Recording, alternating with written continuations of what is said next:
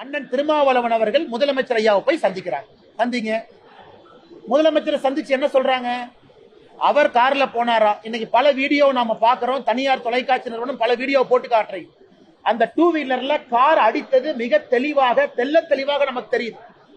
அந்த video capture ஆனது பாத்தீங்கன்னா மிக தெல்ல தெளிவா அந்த கார் டூ வீலர்ல அடிக்கிறாங்க. அதெல்லாம் மறைச்சிட்டு இன்னைக்கு அண்ணன் திருமாவளவன் அவர்கள் ஸ்டாலின் அவங்களை போய் பார்த்து, இது எப்படி இருக்குன்னா, இவர்களை காப்பாற்றிக் கொள்வதற்காக ஆட்சி நடக்குது. ஒரு சாதாரண ரோட்ல போற மனிதரை போய் நீங்க தட்டுறீங்க, கேட்டா முறைச்சு பார்த்தாரு 4 தட்டு தட்டுனுங்கிறீங்க. அதுக்கப்புறம் மருத்துவமனையில போய் நெஞ்சு வலின்னு படுத்திருந்தா அதையும் கேவலப்படுத்துறீங்க. அதை கேள்வி கேட்டா என்னையும் மிரட்டுறீங்க. அதை தாண்டி முதலமைச்சரை போய் பார்த்து கம்ப்ளைண்ட் கொடுப்பீங்க.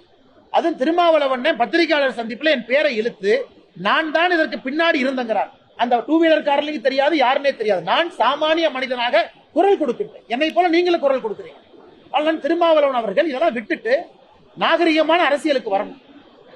இது போன்ற வன்முறை, வெறுப்பு அரசியல், மிரட்டுவது, ரோட்ல போறவங்களை இடிப்பது, கேள்வி கேட்டா அடிக்க போவது, இது எந்த விதமான அரசியல்? இவங்க தமிழ்நாட்டில் என்ன மாற்றத்தை கொடுக்க போறாங்க? இவர்களால் என்ன மாற்றம் நடக்கும்? வன்முறை அரசியல்னால யாருக்கு என்ன லாபம்? அதனால அதற்கெல்லாம் நாங்கள் பயப்பட போவது கிடையாது. உங்களுக்கு தெரியும், அண்ணாமலை பொறுத்த வரைக்கும் ஒரு அடி அடிச்சா 2 அடி கொடுக்குறாள். மத்தவங்க மாதிரி வாங்கிட்டு போற ஆள் இல்ல. அதனால அதற்கும் தயார் தான். நீங்க வரனா வாங்க. அதனால இந்த உருட்டல் மிரட்டல் எங்கிட்ட வச்சுக்காதீங்க. இதையெல்லாம் பார்த்து காவல்துறை அதிகாரியாக இருந்து அரசியலுக்கு வந்திருக்கேன். பல ரவுடிகளை டீல் பண்ணிருக்கேன். இந்த வேலையில எங்கிட்ட வச்சு கூடாது.